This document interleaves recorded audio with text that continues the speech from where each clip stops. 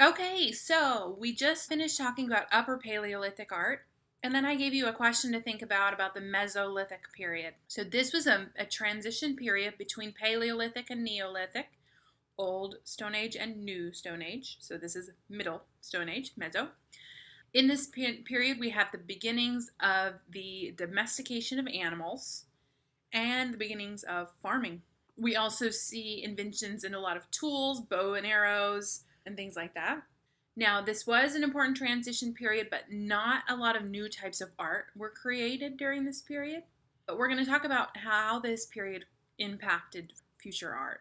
So, your discussion question is, how do you think the rise of agriculture affected art? So, hopefully, you shared your thoughts in the Facebook group, or you wrote your thoughts on your workbook, or at least thought about it in your brain. So, thinking this more through, when you're a farmer, what's your life like?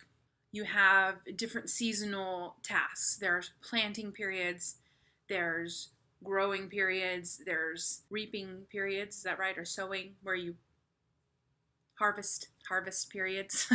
And so that's one consideration. You also have periods of time where you work harder and periods of time where you don't have as much to do. Also, you are staying in one spot instead of traveling around, following herds around, hunting and gathering. So those are two considerations to think through this question, and I'll tell you what came about during this period. Okay, so this slide has a lot of text on it. I usually don't have a lot of text on my slides.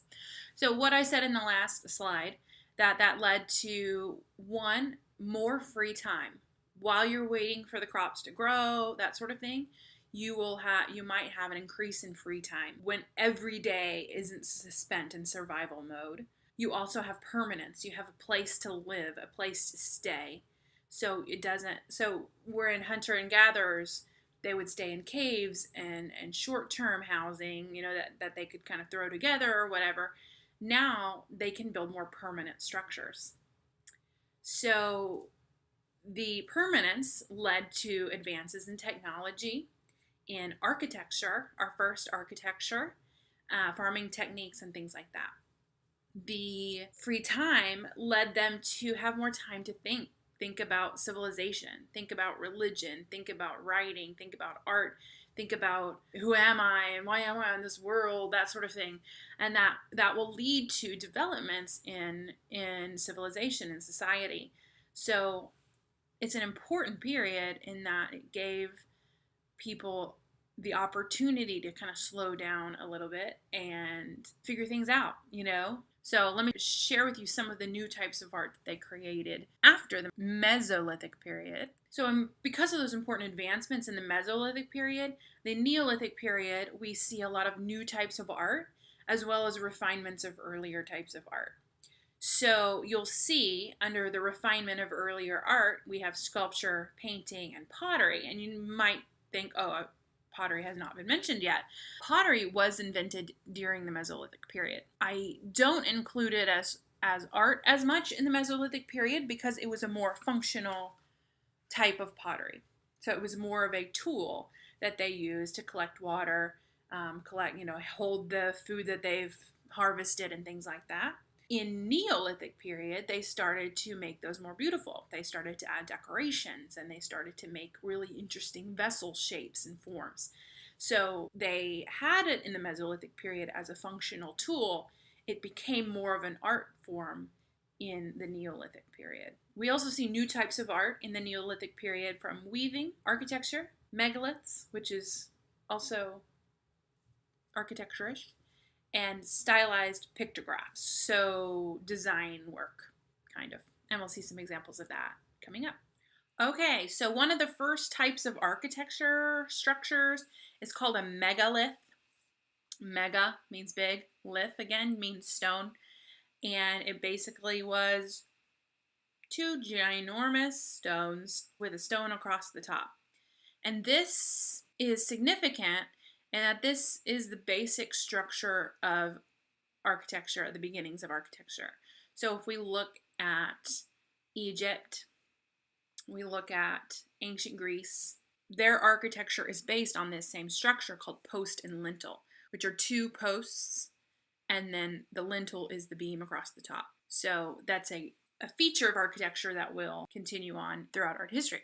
These megaliths were kind of a mystery in a way because they are huge and heavy, and how would they have been able to move them and put them into these structures? The function of them is unclear in some cases and clear in others. This one, I believe in particular, was a tomb, which is another kind of interesting thing. As you know, you've settled down, you now kind of have a place to honor and bury your dead. Also, there is evidence that these are sometimes connected with the astrological movements of the sky. So Stonehenge is one example of that. So Stonehenge is another one of those mysteries that we don't really know much about. It was created at the very end of Neolithic time period, even a little bit after, into the Bronze Age. But it predates I think the earliest dating is about 3100 BC. And so around the area, there's a lot of burial mounds. So they think it could be in some way, somehow related to honoring the dead in some way, possibly. It also is aligned with the movements of the sun in varying ways. So there could be some sort of significance there. It could have been a temple, like a place to go to worship, a place to go for healing. Ultimately, we don't really know. This, again, was created by a culture who did not have a written language, and we don't know. Okay, so also in the Neolithic period, we see the beginnings of dwellings, of houses and villages where people lived. And it's really exciting to see. This is an example in Scotland called Scarra Brae. It is dwellings built into the earth.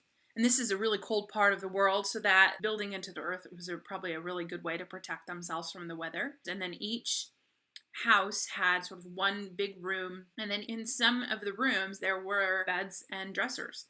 And then each room had like a hearth or a fire for keeping warm. They think about 50 people lived in Scarra Brae based on, the logistics of the layout. So, but you can see using the stones, using the earth, using what they've got, they've sort of built themselves this place to live. So here's another example of Neolithic architecture. This is in Tuzla, Bosnia-Herzegovina, and these are called stilt houses. So you can see they're very basic architecture with the pier and the beams with a thatched roof, perfect for keeping the weather out.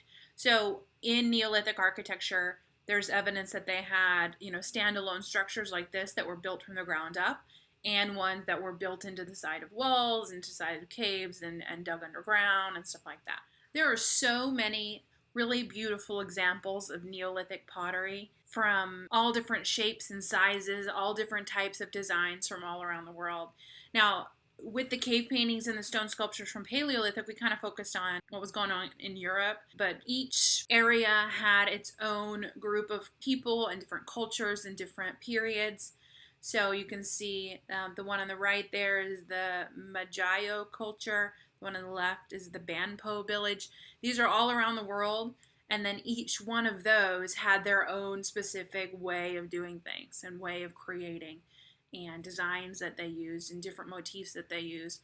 And so it would take us forever to study all the different ones. And ultimately, it's all prehistory anyway, so it's we wouldn't be able to get a lot of really detailed information, but just this is to share with you all the different types of pottery out there. So let's see some other examples. So here's some other examples of Neolithic pottery. You see very wide-ranging and different. So pretty cool and exciting works of art from around the world. Okay, so that is prehistoric art in a nutshell. Like I said, there's so much more.